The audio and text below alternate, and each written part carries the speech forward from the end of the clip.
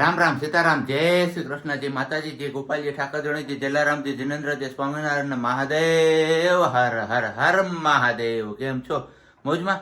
તો વાંધો નહીં મારા બાપુલી, બિલકુલ મોજમાં રહેવાનું છે. તો વાગી ગયા છે અત્યારે સવારના 7:30 અને વેરી ગુડ મોર્નિંગ. અને હા, આજે સવારમાં પહેલા એક ક્વેશ્ચનનો તમારો જવાબ હું આપી દઉં. ઘણા બધા લોકો પૂછે છે કે ધવલભાઈ કે પ્રજ્ઞાબેન, તમે આ જે ખાટલી છે એ ક્યાંથી લીધી છે? તો એ ખાટલી અમે છે ને સુરતથી મંગાવેલી છે, પણ એમનું એક્ઝેક્ટ એડ્રેસ અમને ખ્યાલ નથી, કારણ કે અમારા જે પાડોશી છે ને એમના કોઈક રિલેટિવ્સને ત્યાંથી એમના પણ કોઈક જાણીતા એ લોકોએ ત્યાંથી લઈને મોકલાવી છે, એટલે હવે ખબર નથી કે ક્યાંથી લીધેલી છે એ ખાટલી. પણ છે જોરદાર, એકદમ મસ્ત મજાની, હેવી છે વજનમાં, એટલે મજા આવે છે એના ઉપર બેસવાની ને આમ કહીએ ને તો જૂનવાણી સિસ્ટમની યાદ આવી જાય છે. બરોબર ને વાલી? ઓ વાલી, ગુડ મોર્નિંગ, જય શ્રી કૃષ્ણ. ગુડ મોર્નિંગ ને જય શ્રી કૃષ્ણ. શું કે હવારમાં ગરમી તમારા ગામમાં? નથી વાંધો એટલો બધો. નથી વાંધો એટલે જો ને દરવાજો ખોલવો પડ્યો તો. નહીં તો અત્યારમાં ઠંડુ પવન હોય ને એટલે એવું છે, કઈ વાંધો નહીં. અને બીજું, હા, છેલ્લા 2-3 દિવસથી આ એક કમેન્ટ લગાતાર આવે છે કે વિડીયોમાં તમે એકવાર જય જાનબાઈ માં બોલો. એ ભાઈનું નામ તો મને નથી ખબર, પણ જે હોય તે ભાઈ, સોરી, તમારું નામ મને ભૂલાઈ ગયું છે. જય જાનબાઈ માતાજી. માતાજી બધાની રક્ષા કરે એવી પ્રાર્થના. અને બસ હવે ગરમા ગરમ ચા પાણી નાસ્તાની તૈયારીઓ થઈ ગઈ છે આપણી, એટલે ચા પાણી નાસ્તો આપણે કરી લઈએ. અને નાસ્તામાં આજે છે ગરમા ગરમ રોટલી. ઓકે, જય શ્રી કૃષ્ણ. જય શ્રી કૃષ્ણ બધાયને. બાકી ચા આપણો અહીંયા ઓલરેડી બની ગયો છે. અને આ કીટલીની પણ ઘણી વાર કમેન્ટ આવી છે કે તમે જે આ કીટલી ઘરે વાપરો છો એ ક્યાંથી લીધી છે? તો એ કીટલી તો અમે અહીંયા જોશીપરા માર્કેટમાં જે વાસણની દુકાન છે ને એ તો ત્યાંથી જ લીધેલી છે. સાચી વાત કે? ઓલી પેલી બેઠા ઘાટની. હા હા હે, અમારે એને છે ને સવારમાં થોડીક વાર પડમાં આવતા વાર લાગે. વાર લાગેલા તો તો કે પૈંડમાં આવવાનું હોય એમાં. પૈંડમાં નહીં, પડ. હા, એ પૈંડમાં આવવાનું હોય. તો હવારમાં મૂળ બનાવવાનો હોય વાતું સીતુંનો ઉઠતા વેક. તમારી જેવડી હતી તે મારો મૂડ બનતો. હે, મારા જેવડી ઉંમર થઈ ગઈ મારી. ઓહો હો, લાગે જ તમને કોઈને એની ઉંમર થઈ ગઈ? હા, પણ જેટલા અમારા હેટર્સ છે એ તો કહેવાના છે નીચે કમેન્ટ્સમાં. કંઈ વાંધો નહીં, આ તો વાતમાંથી વાત નીકળી એટલે આપણે આ પૂછ્યું છે. બાકી આપણે મજાકમાં જ છીએ આ વસ્તુમાં. હું બરોબર ને વાલી? એકદમ બરાબર. હાલો તો હવે તમારા કામે લાગી જાઓ સવારમાં. યસ, તમે તમારા પૂજા પાઠ કરી લીધા મારે બા. ચલો તો હવે ફટાફટ આપણો ગરમા ગરમ ચા પાણી નાસ્તો આવી ગયો, તો પેલા ચા પાણી નાસ્તો પણ કરી લઈએ અને સાથે સાથે તમારા લોકો સાથે એક આપણે શું કહીએ કે સારો વિચાર શેર કરી દઈએ. તો આ વાત સમજવા જેવી છે અને સાંભળવા જેવી પણ છે. કીડી જ્યારે તળાવમાં પડે ત્યારે માછલીઓ એ કીડીને ખાય છે. રેડી? તળાવનું પાણી જ્યારે સુકાય ત્યારે એ જ માછલીને કીડી ખાય છે.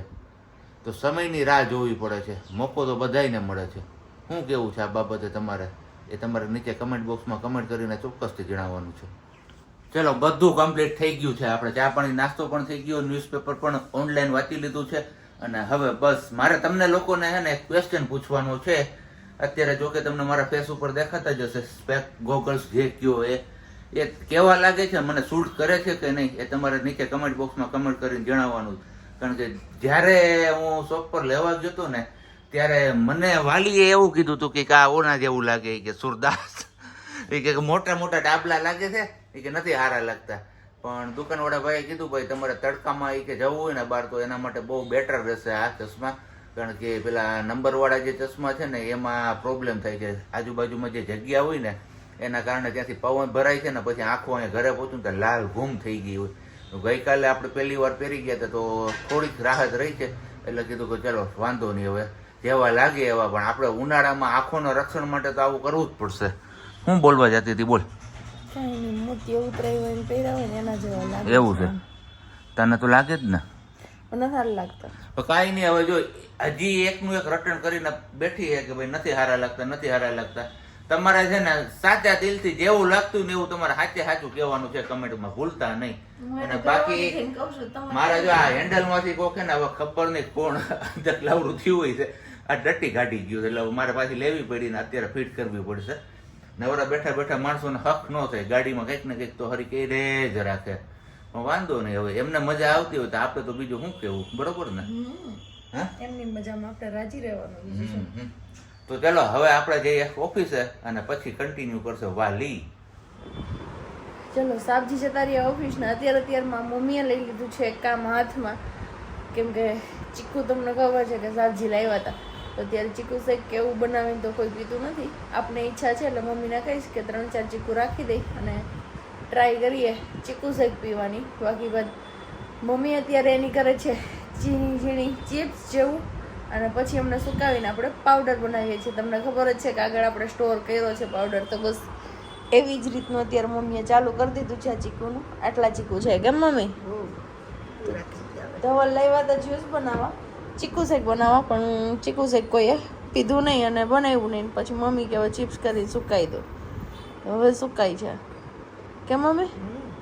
પાવડર મજા આવે છે ચટણી બનાવવામાં એમાં. અને ઘણી બધી કોમેન્ટ હતી તો મેં ચટણીની રેસીપી પણ શેર કરી દીધી છે, ચીકુના પાવડરની, આમચૂર ને ચીકુનો પાવડર. અને બીજું જે આમચૂર છે હજી આપણે બનાવવાનું બાકી છે, હવે 1-2 દિવસમાં કહેશું ધવલને એટલે લાવી દેશે, કેમ કે હમણાં હશે નહીં હાજર ધવલ તો પછી કરવા થાય કામ અને નવું કામ નીકળશે. મમ્મીને કામ ઓછું હોય, રસોઈ અમારી બેની જ હોય એટલે હેલું હોય બનાવવાનું, ભાજીને ખીચડીને રોટલીને એવું બધું તો ફટાફટ બની જાય. તો હવે કહીએ કે 1-2 દિવસમાં આપણે મોટી કેરી આવે ને આવાળી મોટી આવડી તો આપણે લાવી દે એટલે આપણે ફટાફટ આમચૂર બનાવી નાખી, કેમ કે હજી તડકા પડે છે ત્યાં સુધીમાં આમચૂર પણ મસ્ત બની જાય. ચલો હવે મળીએ સીધા બપોરની કંઈક રસોઈ બને એમાં. ચલો વાગી ગયા છે 8 અને આપણે કીધું હતું બપોરે જમવા ટાઈમે મળશું, પણ તમને અગાઉ કીધું એમ જ કે નો કાંઈ ઈચ્છા થઈ કે નો કાંઈ કન્ટિન્યુ કર્યા જેવું લાગ્યું તો કાંઈ આગળ કન્ટિન્યુ કર્યું નહીં અને કાંઈ બતાવ્યું નહીં. અને બપોરની રસોઈ સાદી સિમ્પલ જમી લીધી ને અત્યારે ચા ને રોટલી ખાઈ લીધી. જો મમ્મી ચાની કેટલી નીંદ લઈને જાય છે, મમ્મીએ જમી લીધું ચા રોટલી ને ચા ગાંઠિયા ને એવું બધું. અને સાબજી આવ્યા છે અત્યારે 8 વાગે ઓફિસથી ઘરે, કેમ કે આજ થોડુંક લેટ થઈ ગયું વધારે પડતું અને ગાડી થોડીક વધારે સ્પીડમાં આવી. 6:30 નીકળો તો 6:30 વેરાવળથી 8 વાગે ફિટ જૂનાગઢમાં એન્ટ્રી, પણ બધું કામ પતાવતા હા. અને એમના માટે પછી આપણે જમવાનું બહારથી જ કહી દીધું હતું, કેમ કે 8-8:15 થઈ જાય પછી ટાઈમ વિરુદ્ધ એનું જમવાનું થાય તો મેં કીધું ન ખાય. 8:30 ની આસપાસ એનો ટાઈમ હતો પહોંચવાનો. 8 વાગ્યામાં ટપકી ગયા, અહીંયા ઘરે પહોંચી ગયા, ટપકી ગયા નહીં એવું છે. હા, મસ્ત મજાના ભૂંગળા, યસ ફ્રાઈસ, મસ્ત મજાની ડુંગળી ટામેટો લીંબુ, યસ લીંબુ ઘણા બધા આવ્યા, 3 તો લીંબુ તમે લાવ્યા છો. હું જમવામાં એ કહી ગયો કચોરી લેવા હું વાત છે. કચોરી એટલે આમ જો મમ્મી કચોરી લાવ્યા જો આ તો બાટી છે, કચોરી નથી. એલા કામ એમ કરો છો તો મેં તો કીધું કચોરી નહીં બાટી છે. પકડે હો બાકી જો આ અમારા બાજુવાળા ખાઈ આવે ને પછી અમને ટેસ્ટ કહે કે કેવો છે એટલે અમારે અહીંયા આવી જાય. પણ આપણે નહીં ખાઈએ રાજુભાઈ. અને મસ્ત મજાનું છે આપણી આ દાળ. ચલો અમારી 4 રોટલી થઈ ગઈ ને આ ખુલ્લું એનું પાર્સલ જોઈ લ્યો. આવું કંઈક છે. દાળ કેવી છે પૂરા? હે હારી ગરમ છે હો. હે ગરમ હે. સ્મેલ એ જોરદાર આવે છે, કઈ ઘટે નહીં એવી. અને સોફ્ટ ઈ તો સ્મેલ તો હું ત્યાંથી લઈને નીકળ્યો ને મને હાથમાં દીધું ને ત્યારે જેવી મસ્ત એવી મેં કીધું ના છે. અને બીજી વાત, જુનાગઢમાં વસતી સ્વાદ પ્રેમી જનતાને મારે જણાવવાનું કે આ દાલ બાટી હું છે ને આપણે ડીમાર્ટ મોલ છે ને એની એક્ઝેક્ટ સામે છે. સત અમરદાસ કે એવું નામ છે, રાજસ્થાની દાલ બાટી, ત્યાંથી લઈ આવ્યો છું અને જોરદાર છે, મજા આવી જાય એવું છે. એકવાર તમે ટ્રાય ના કરી હોય તો જરૂરથી ટ્રાય કરજો, મોજ પડી જશે તમને. કારણ કે સ્મેલ જ એટલી મસ્ત આવે છે કે એની વાત તમને ના પૂછો. પણ એક વાત ઈ છે ને, ઈ ગોળીઓ જાડા લોટની માં. હા મમ્મી ઈ જાડા બીજી લોટની વાત મારે તમને લોકોને ઈ કહેવાની કે ન્યા છે ને ભેગું ઘી નથી આપતા. ઘી તમારે જોઈતું હોય તો એક્સ્ટ્રા 30 રૂપિયા તમારે આપવા પડે તો તમને ઘીની વાટકી મળે. ચલો કઈ વાંધો નહીં. સબ્જીનો ફોન આવ્યો એ બિઝી થઈ ગયા સબ્જી ફોનમાં. અને આપણે આજે 3 દીદીને કામ હોય પૂતું. પ્રજ્ઞા દીદીને કામ હોય પૂતું, પાયલ દીદીને કામ હોય પૂતું, ને એક હતા કેવલ દીદી કે નામ હતું કંઈક, હું સોરી ત્રીજા દીદીનું નામ ભૂલી ગઈ છું. તો ત્રણેયથી આપણું કામ કરી દીધું. Thank you so much, thanks again. અમારી આટલી બધી હેલ્પ કરી, થેન્ક યુ. ચલો અહીંયા વ્યારા ચાલુ થઈ ગયા ફાઇનલી. ફોન પૂરો થયો ને હું કે ટેસ્ટ સબ્જી ગઈમાં મોબાઈલ થોડો હલબલ થાય છે. અને મમ્મીએ ચાખી નથી પણ મમ્મી એમ કહે કે સ્મેલ મસ્ત આવે, દાળની સ્મેલ મસ્ત આવે. ઘી પડી ગઈ ને ઘી નથી આપતા, તમારે નાખવું હોય તો મમ્મી આપે. મારે એ નથી જોતું. હવે આ મિક્સ થઈ ગયું છે, દાળ વધારે ક્વોન્ટિટીમાં છે. દાળમાં ઘી આપણે તમે દાળ ઓછી નાખો છો ને એટલે તો બાકી દાળ થોડીક વધારે હોય એટલું કઠણ કરીને ન ખાવાનું હોય. સેજ ઢીલું હોય તો જ મજા આવે. દાળમાં ઘી હોય નહીં ઘી ન હોય. ઘી છે ને તમારે વાટી ચોયરી ને ઓલી ગોળા તમે કીધા ને કચોરી, ઈ ચોયડી ને ઈ ચોરી અને પછી એની ઉપર ઘી વેરવાનું, પેલા નાખવાનું ઘી નાખીને પછી દાળ નાખવાની.